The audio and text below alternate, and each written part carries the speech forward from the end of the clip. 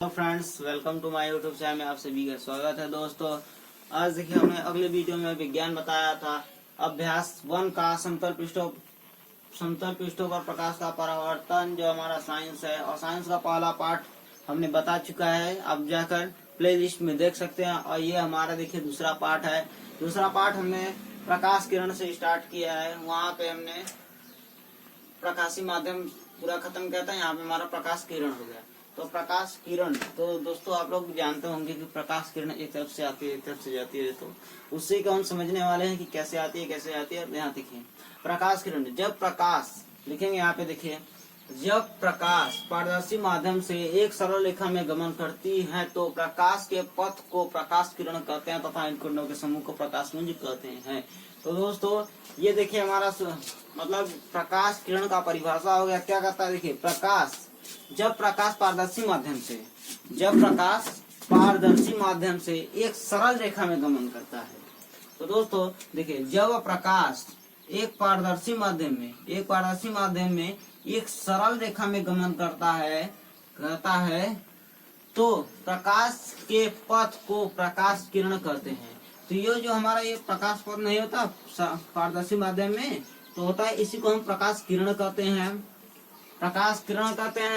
और तथा इन किरणों का समूह को प्रकाश पुंज भी कहते हैं। और प्रकाश पुंज देखिए यहाँ पे हमने पहले लिख दिया है कि लिखे रहेंगे तो ज्यादा वीडियो लंबी नहीं होगी, आप लोग जल्दी से नोट्स बना लेंगे। तो देखिए प्रकाश पुंज निम्न 3 प्रकार के होते हैं। पहला देखिए हमारा है अभिसारी प्रकाश पुंज। अभिसारी प्रकाश पुंज का मतलब क्या है, जब प्रकाश की समस्त किरणें एक ही बिंदु पर आके मिलती हैं तो इन किरणों के समूह को अभिसारी प्रकाश पुंज कहते हैं। तो दोस्तों देखिए क्या है, जब प्रकाश की समस्त किरणें एक ही बिंदु पर मिलती हैं तो उन प्रकाश के किरणों के समूह को अभिसारी प्रकाश पुंज कहते हैं। तो मतलब यहाँ पे देखिए हमने बताया था, ये एक क्या नाम है इसका, ये एक बिंदु है। देखिए किरणों के एक ही बिंदु पर, ये एक किरणों के बिंदु है। तो ये एक किरण की बिंदु है जिसपे समस्त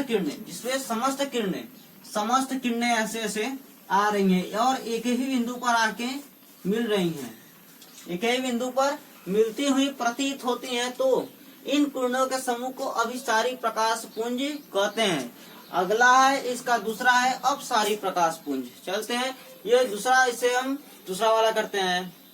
चलिए दोस्तों देखिए, दूसरा हमने अभिसारी बता दिया, अब अपसारी बचा है और समांतर प्रकाश पुंज बचा है। तो अपसारी क्या है देखिए, हमारा परिभाषा क्या कहता है देखिए, जब प्रकाश की समस्त किरणें एक ही बिंदु से निकलती हुई प्रतीत होती हैं तो उन प्रकाश के किरणों के समूह को अपसारी प्रकाश पुंज कहते हैं। दोस्तों जैसे टॉर्च जानते हैं आप लोग, टॉर्च को जब हम बारेंगे या प्रेस करेंगे उसका बटन, तो एक ही जगह से, मतलब उसका जो टॉर्च का आगे हिस्सा होता है, देखिए हम बता देते हैं आपको।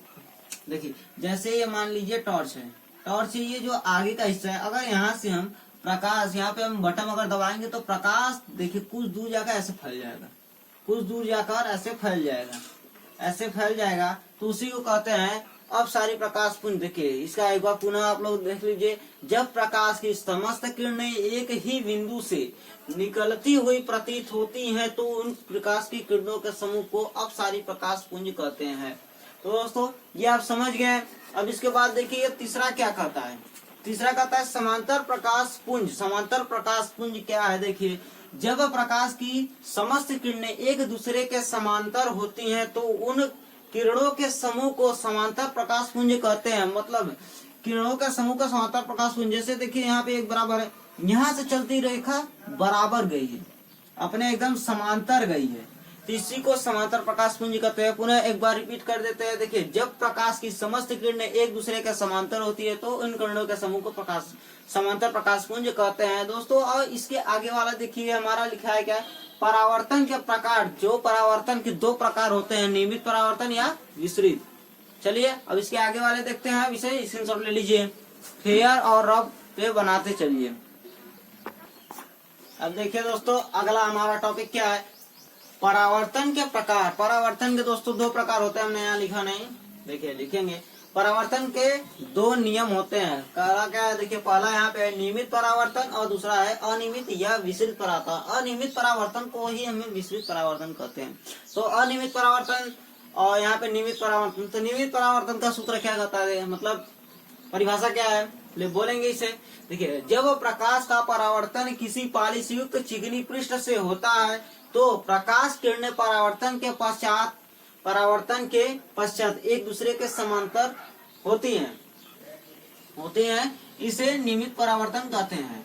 मतलब दोस्तों, जब प्रकाश का परावर्तन, देखिए एक पालिश युक्त हो गया परावर्तन का, देखिए जैसे प्रकाश का परावर्तन किसी पालिश युक्त चिकनी पृष्ठ से होता है, मान लीजिए ऐसे बनाए, ऐसे चिकनी पृष्ठ से होता है,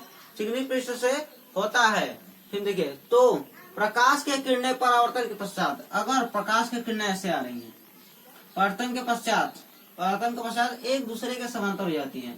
तो परावर्तन के पश्चात अगर ऐसे आ रहा है तो ये वैसे ही जाएगा, ऐसे आया समांतर गया, या तो ऐसे आया ऐसे गया, समांतर जहां से टकराएगा वहीं उसे वापस चला जाएगा। इसी को प्रकाश का नियमित परावर्तन कहते हैं। और अनियमित परावर्तन क्या होगा, अनियमित परावर्तन देखिए जब प्रकाश का परावर्तन किसी खुरदुरे पृष्ठ से होता है, खुरदुरे मतलब ऐसे ऐसे पृष्ठ रहेगा हमारा, खुरदुरे पृष्ठ से होता है तो प्रकाश किरणें परावर्तन के पश्चात विभिन्न दिशाओं में फैल जाती हैं, परावर्तन के पश्चात विभिन्न दिशाओं में फैल जाती हैं। इस प्रकार के परावर्तन को नियमित या विसरित परावर्तन करते हैं। तो दोस्तों देखिए, अगर हम इसे चित्र ऐसे बना लेते हैं, अगर प्रकाश का परावर्तन मतलब यहाँ पे किरण एक जा रहा है, एक गया किरण एक बिंदु पे यहाँ पे गया, तो परावर्तन के पश्चात ये विभिन्न दिशाओं में फैल जाएगा, ऐसे विभिन्न दिशाओं में ऐसे गया और यहाँ पे निकला गया, तो ऐसे खुरदुरी पृष्ठ से, ये खुरदुरा पृष्ठ है, ऐसे हो जाएगा। तो इसे कहते हैं नियमित, अनियमित या विसरित परावर्तन। इसे कहते हैं जब प्रकाश का परावर्तन किसी खुरदुरे पृष्ठ से होता है तो प्रकाश किरणें परावर्तन के पश्चात विभिन्न दिशाओं में फैल जाती है।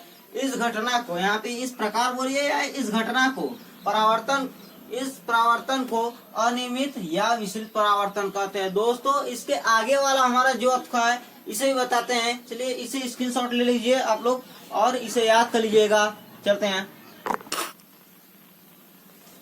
अब देखिए दोस्तों, प्रकाश परावर्तन के नियम, परावर्तन के दो नियम होते हैं। पहला क्या है, प्रथम नियम, द्वितीय नियम।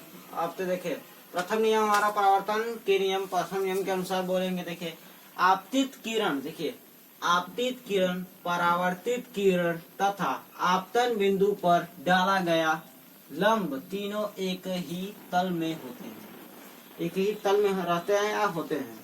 हो गया दोस्तों, एक बार फिर से, आपतित किरण तथा परावर्तित किरण तथा आपतन बिंदु पर डाला गया लंब तीनों एक ही तल में होते हैं। द्वितीय नियम देखिए आपतन कोण, देखिए आपतन कोण I तथा परावर्तन कोण R का मान सदैव बराबर होता है, एंगल I बराबर एंगल R।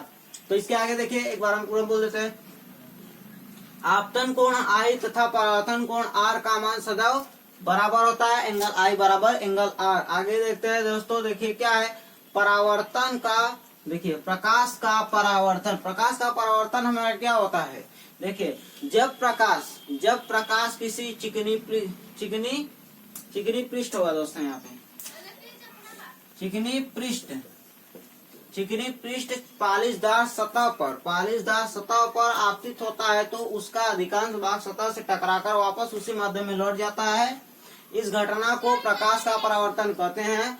देखिए प्रकाश के परावर्तन के प्रकार की चाल नियत होती है, प्रकाश के परावर्तन की चाल नियत होती है। एक बार पुनः देख लेते हैं, जब प्रकाश किसी चिकनी पृष्ठ पालिशदार सतह पर आपतित होता है तो उसका अधिकांश भाग सतह से टकराकर वापस उसी माध्यम में लौट जाता है। इस घटना को प्रकाश का परावर्तन कहते हैं दोस्तों।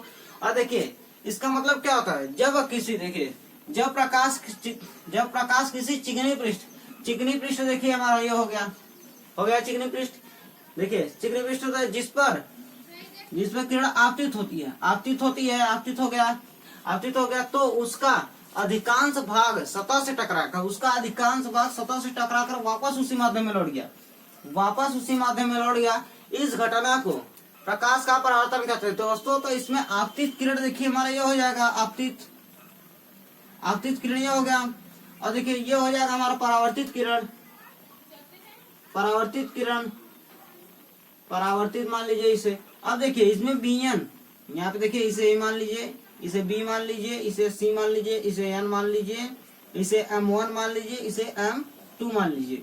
कितना हो गया? ये देखिए हमारा कोण आई है, ये कोण आर, तो कोण आई ये हो जाएगा हमारा, कोण आर ये हो जाएगा, कोण आर ये हो जाएगा। इसको अभी अगले वाले टर्न में बताते हैं क्योंकि जगह नहीं था, इसलिए हमने सिर्फ आप लोग को ऐसा बता दिया। एक बार इसे, ये जो मेन टॉपिक है दोस्तों, इसे पक्का याद कर लीजिएगा। देखिए जब प्रकाश किसी चिकनी पृष्ठ पालिशदार सतह पर आवृत होता है तो उसका अधिकांश भाग सतह से टकराकर उसी माध्यम में लौट जाता है। इस घटना को प्रकाश का परावर्तन कहते हैं। प्रकाश के परावर्तन के प्रकाश की चाल नियत होती है दोस्तों। यहाँ पे हमने चित्र बनाया, इसके आगे चित्र एक बनाकर इसका कैसे, इसका फार्मूला मतलब याद करना है कैसे नहीं, इसे हम इसके आगे वाले टर्न में बताते हैं। चलिए इसी स्क्रीनशॉट ले लीजिए और पूरा फेयर में।